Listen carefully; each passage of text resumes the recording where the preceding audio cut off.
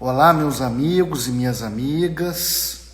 Deixa eu arrumar isso aqui que tá mal apoiado.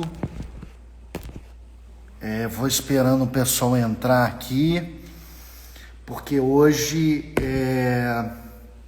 eu vou fazer uns convites aqui também. Desculpa que eu apoio também ruinzinho, mas enquanto o pessoal vai entrando, eu vou convidando para esse Giro da Semana número 3. É a terceira vez que fazemos esse giro para tratar de temas de Juiz de Fora, Minas Gerais e Brasil. Espero que todo mundo esteja bem. Eu tirei esse fim de semana para descansar um pouco mais. Estou estudando temas de Juiz de Fora, temas do Brasil e de Minas, mas tentei ficar um pouco mais com a família e um pouco mais fechado, assim, para refletir um pouco. Ana Paula, seja bem-vinda. Ana Paula Basques, Carol, Jorge. Vou esperar só mais um pouquinho o pessoal para entrar, para a gente debater um pouquinho, né, nessa live sobre questões de Juiz de Fora, Minas Gerais e Brasil, tá? O que eu pretendo discutir hoje, a mesa está com pouco apoio aqui, eu vou tentar não me posicionar na mesa, para não atrapalhar. Como sempre, meu áudio tá ruim? Ou tá bom? Ô Ana, gentileza sua, tá? Eu que fico ansioso em ver suas entrevistas também na RCW TV, né? Para quem quiser aí acompanhar a Ana, é sempre um prazer. Guerra tá aqui também, pessoal todo aqui. Carol, obrigado pelo retorno. A gente aos pouquinhos vai sedimentando esse horário e eu vejo aqui cada vez mais caras novas, né?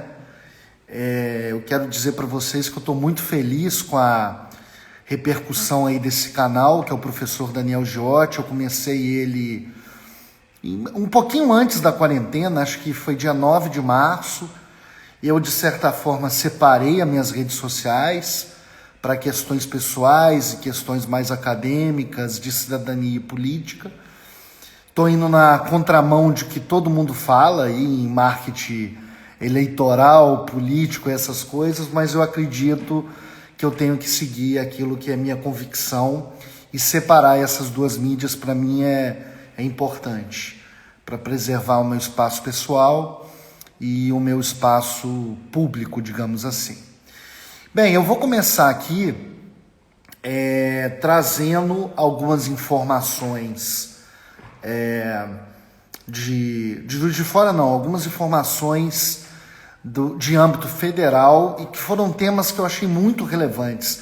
Essa foi uma semana muito importante na política nacional, não em termos dessa velha disputa e polarização de direita e esquerda, enfim, que está levando o Brasil ao atraso. É algo que cada vez mais me incomoda, né? E acho que incomoda muito de vocês que estão aqui comigo. Eu vou falar de algumas medidas do próprio governo federal. Teve uma medida do governo federal muito interessante essa semana, uma medida não tão interessante, e a questão do Fundeb, né? A questão do Fundeb, na verdade, eu vou deixar como último ponto desse programa. Então eu vou falar primeiro de duas questões federais que ocorreram essa semana, uma boa e uma não tão boa, melhor, de duas boas e outra não tão boa, e depois eu vou partir para os temas locais, falar um pouquinho de isolamento social e algumas coisas que ocorreram na Câmara Municipal de Juiz de Fora nessa semana e no âmbito do governo municipal. Bem, as duas coisas boas que ocorreram em âmbito federal estão atreladas ao tributário. É engraçado que eu já recebi algumas críticas positivas, tá? de que eu estaria enfocando muito direito tributário aqui nesse espaço, finanças públicas, gestão fiscal responsável. Mas eu estou focando porque esses são os temas do momento, né?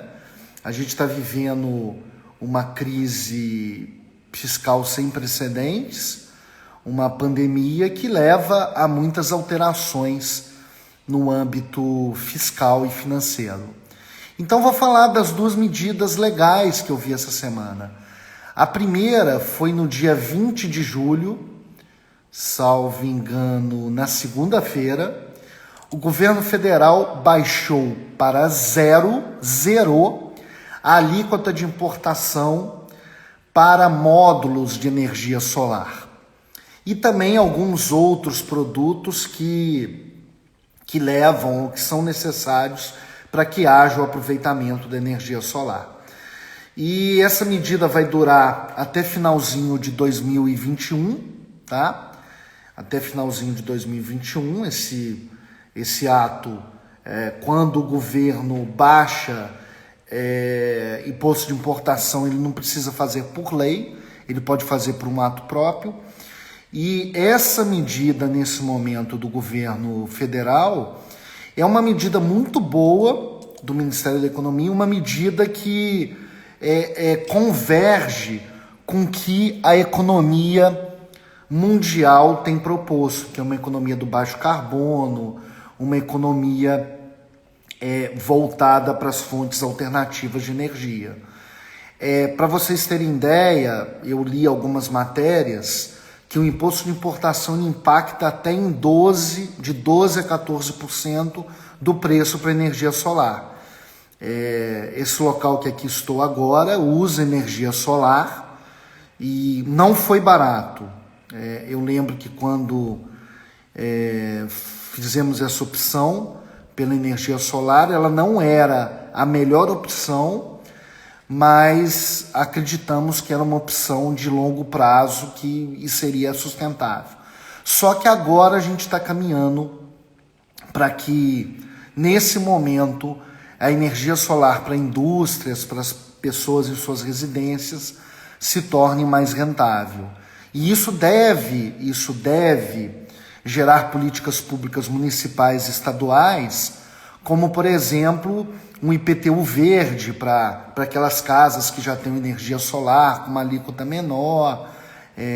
A gente pode pensar, e aí é uma questão de uma política pública estadual, de ter compensação pela energia solar que eu gero.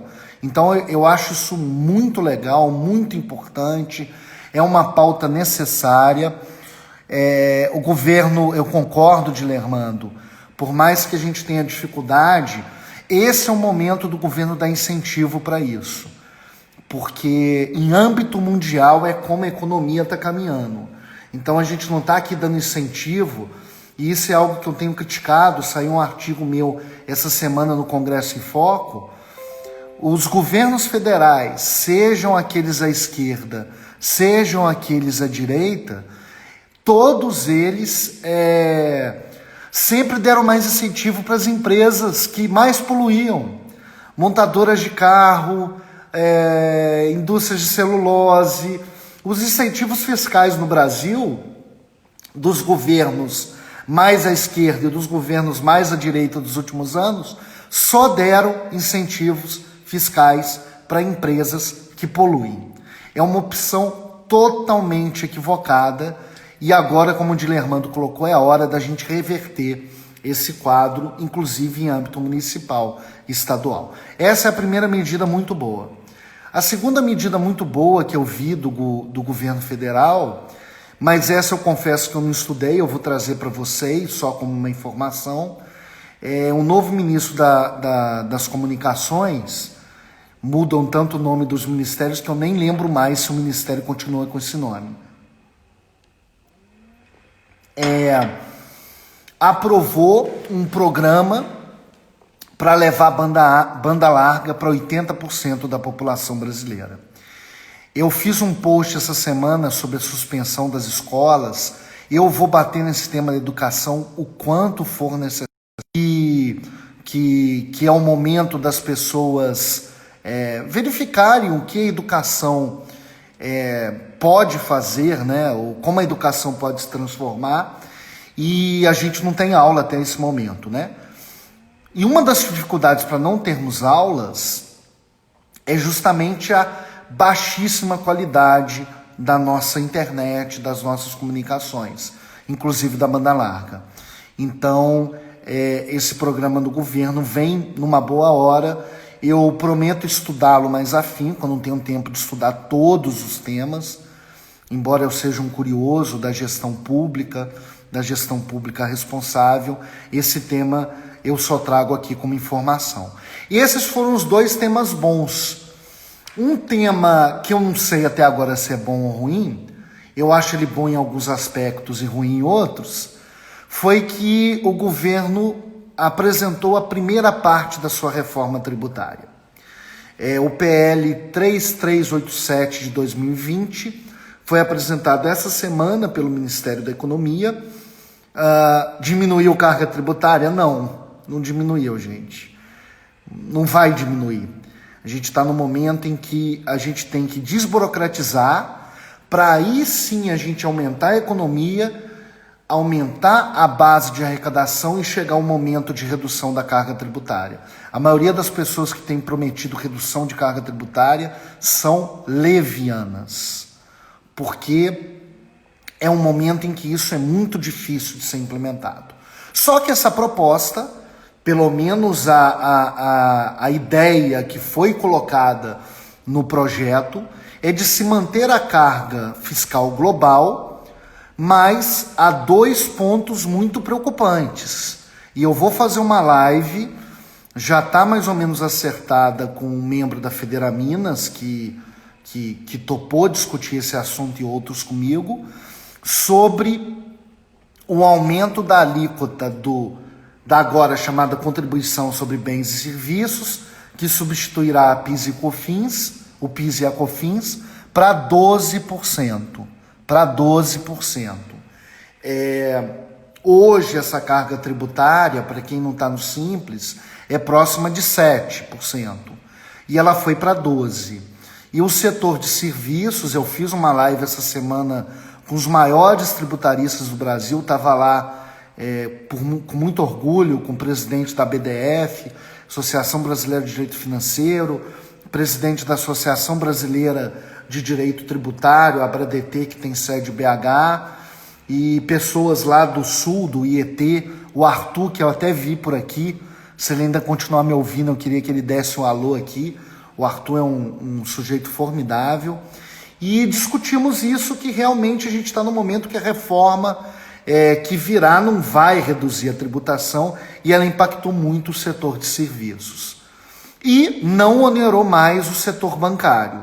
Esse é um tema, eu não tenho nada contra bancos, né? Nem a favor, mas eu acho que é um tema que o Congresso Nacional e toda a sociedade deve discutir, porque a gente está no momento de refundação do pacto social em termos de tributação e finanças públicas. E aí é a discussão que o Congresso Nacional tem que enfrentar. A proposta que o Ministério da Economia mandou é técnica. Eu conheço várias pessoas que estão no Ministério da Economia, pessoas absolutamente técnicas e que fizeram uma boa proposta do ponto de vista técnico, desconhecendo a realidade de setores econômicos, lobbies propriamente ditos e pressões próprias. Então são pessoas sérias, eu quero deixar isso claro. O discurso deles é que a gente não pode tributar mais o setor financeiro e bancário, porque isso se refletiria na própria atividade econômica. Mas isso tem que ser melhor debatido, porque embora isso seja tradição do ponto de vista técnico, a gente está no momento de repactuação das finanças públicas e da tributação. Então eu vou falar disso ao longo das semanas. Acabei de mandar um artigo sobre isso. Fiz um artigo de uma forma assim que eu tentei ser muito leve sobre um tema complexo. Deve ter uma live sobre isso no Conteúdo Tributário, que é um um perfil do qual eu participo junto com a Débora, minha irmã, e com o Gabriel, para a gente discutir isso do ponto de vista técnico, e deve ter essa live com representantes do comércio local e da Federaminas. Esse daí já está bem encaminhado. Bem, eu não vou falar de Fundeb porque eu quero deixar isso pro final. Além disso, eu separei aqui algumas questões locais. A primeira questão local que eu separei, eu tenho mais 10 minutos de live para não ficar chato, né? A primeira questão que eu separei é que essa semana houve, finalmente, em Juiz de Fora, a flexibilização do isolamento social. Estou muito feliz aqui de ver o Pedro, que foi um ex-aluno meu, o QG Engenharias, que está sempre acompanhando a gente, uma pessoa que está sendo muito gentil e delicada aqui comigo. Meu pai, para variar, já está aqui, né? Já vi a Cris Velten lá, do Espírito Santo, já vi um monte de gente legal aí do direito, das empresas.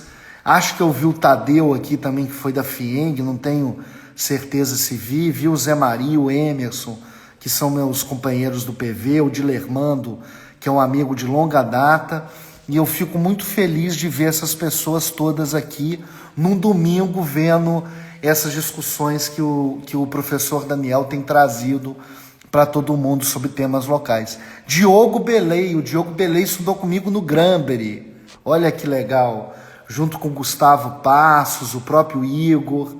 É muito legal esse feedback. Mas o que eu estava falando é que essa semana houve a flexibilização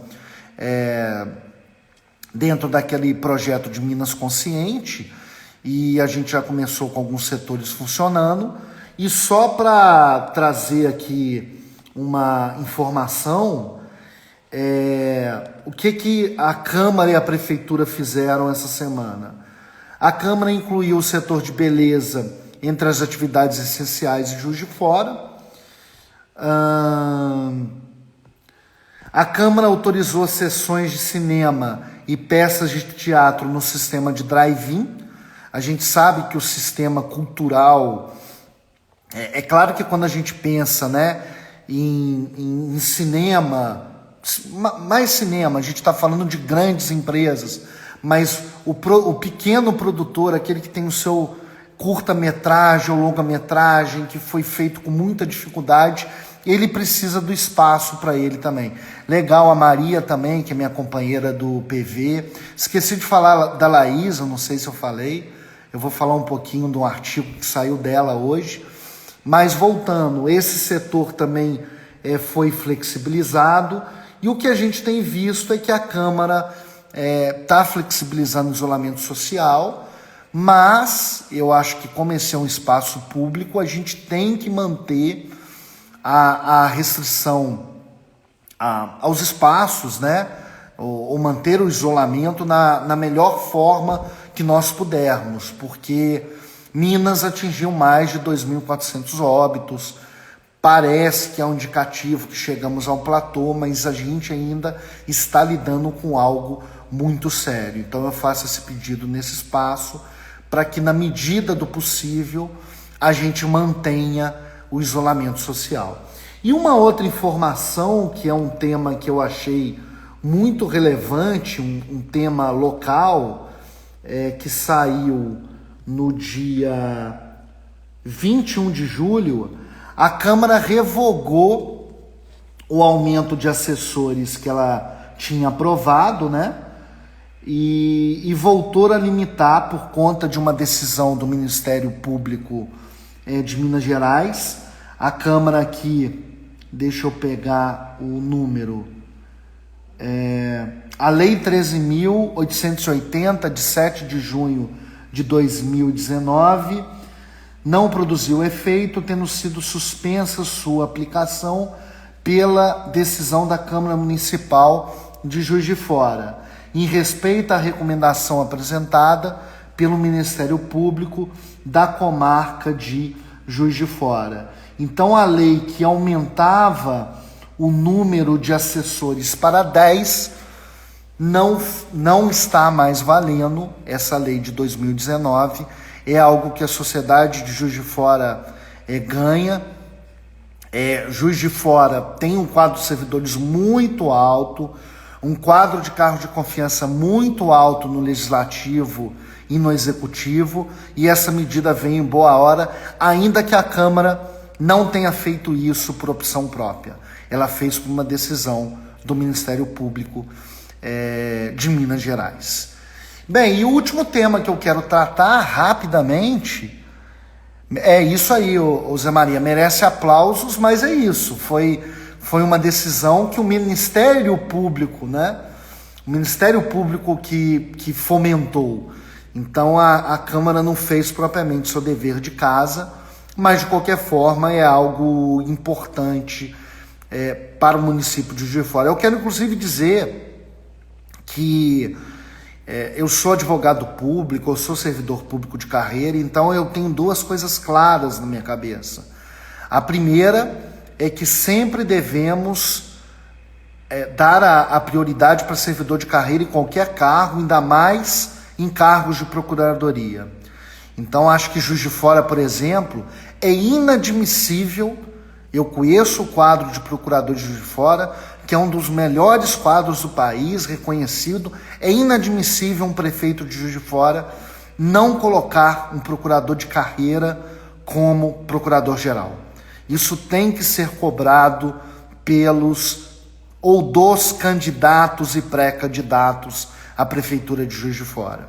Os últimos 3 procuradores gerais, nesse momento a Lidiana Flores, que é procuradora municipal lá no Paraná, uma grande amiga, entrou, mas é algo que tem que ser cobrado. O candidato que for escolhido para prefeito de Juiz de Fora, se ele escolher alguém como procurador-geral fora da carreira, nós temos que desconfiar. Porque a gente tem um quadro extremamente técnico, procuradores de vários matizes políticos diferentes.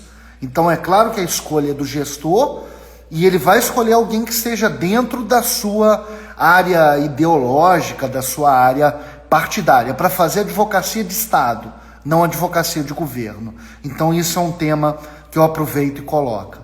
O atual procurador é uma pessoa seríssima, o doutor Edgar. Antes dele tivemos o doutor Leonardo Oliva, que também era uma pessoa seríssima, e isso é uma tradição que deve ser perpetuada, e digo mais, deve virar, como não virou na reforma administrativa de 2019, não tem essa obrigatoriedade, mas deve ser proposta, inclusive, por lei complementar para dificultar a sua alteração. Vou entrar no último tema aqui, Fundeb. O que aconteceu essa semana? Rapidinho.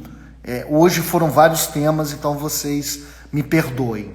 O Fundeb foi aprovado na Câmara em 2 turnos e já coloco para vocês que amanhã eu vou participar de uma live às 19 horas no Facebook da RCW TV, um convite muito simpático, como sempre, do jornalista Carlos Desidério e do Geraldino, que são da RCW TV, e a gente vai discutir o Fundeb. Então não vou trazer aqui tudo, porque seria muito ruim.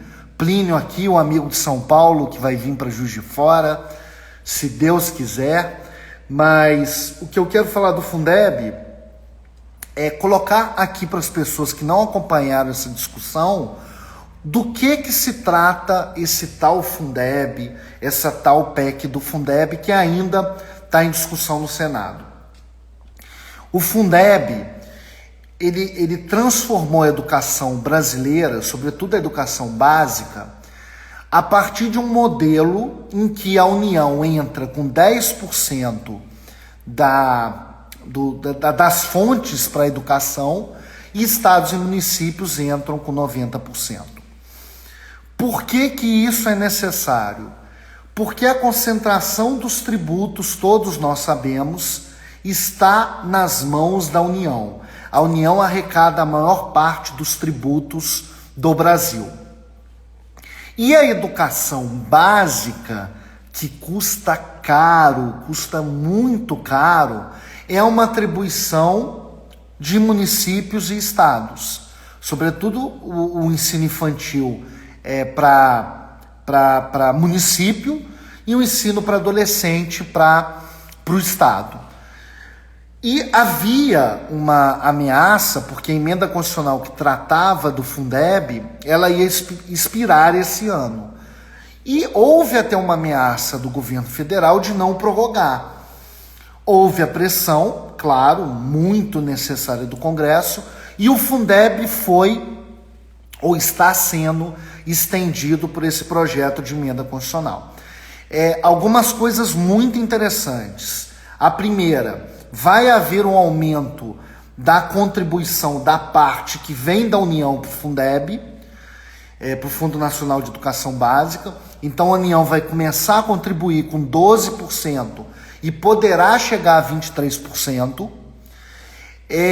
Há uma tentativa, e amanhã eu vou tratar disso, de você equalizar as diferenças regionais, porque o que se constatou ao longo do tempo, que há municípios e estados em que as crianças têm muita verba educacional, muita verba, muito auxílio, né, para as escolas, e outras não. Então é uma tentativa dessa PEC equalizar a educação no Brasil no âmbito público.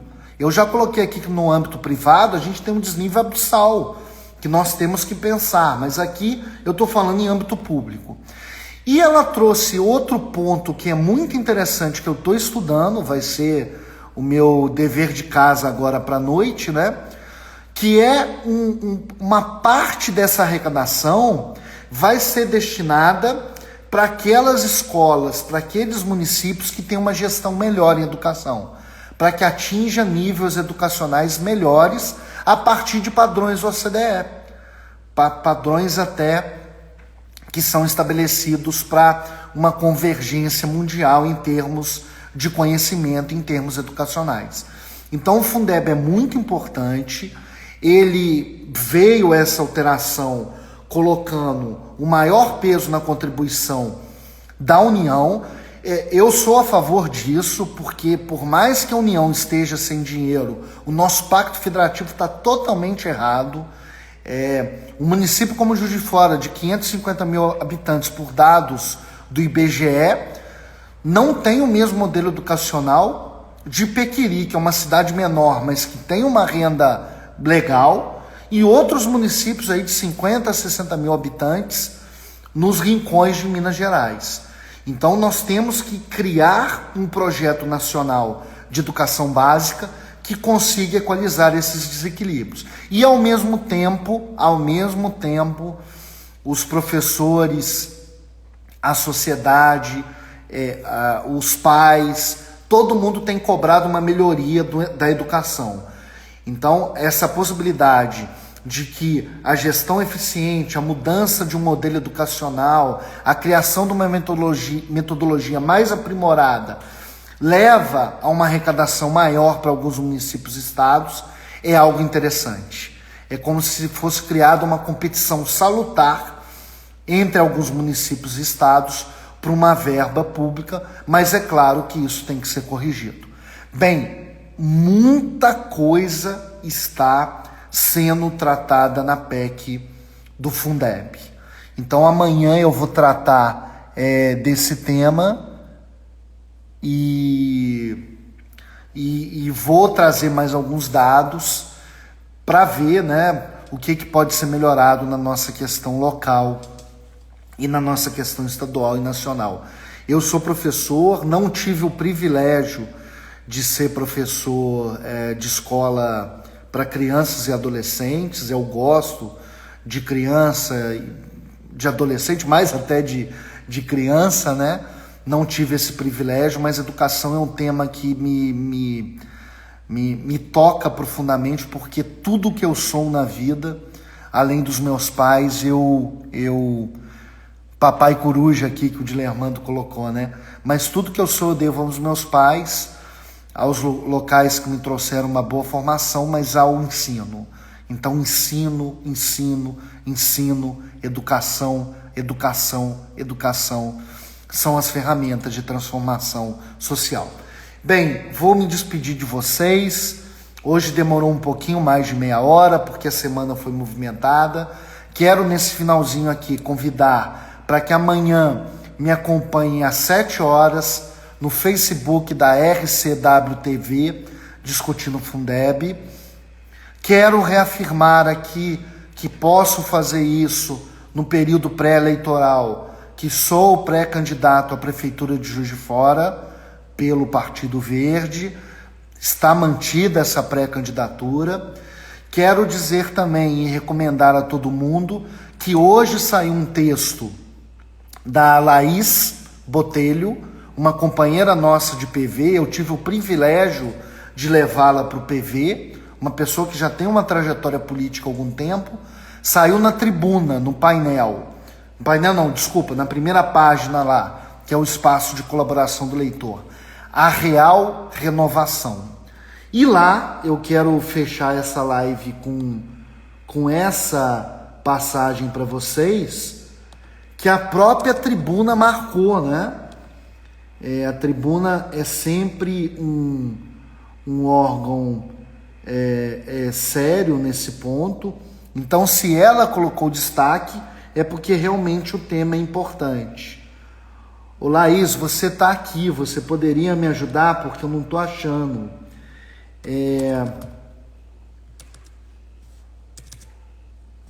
Deixa eu terminar com isso daqui. Saiu hoje. Todo mundo pode acessar a Tribuna pela internet e pode visualizar colocando Laís Botelho a Real Renovação. A ascensão desta maléfica polarização não pode alcançar os municípios. Caso contrário, estaremos possivelmente em um caminho sem volta. Então, me despeço, desejando uma boa semana e convidando vocês para a live de amanhã e para o Giro da Semana JF número 4, no próximo domingo, às 18 horas. Boa semana, beijo no coração de todos. Muito obrigado.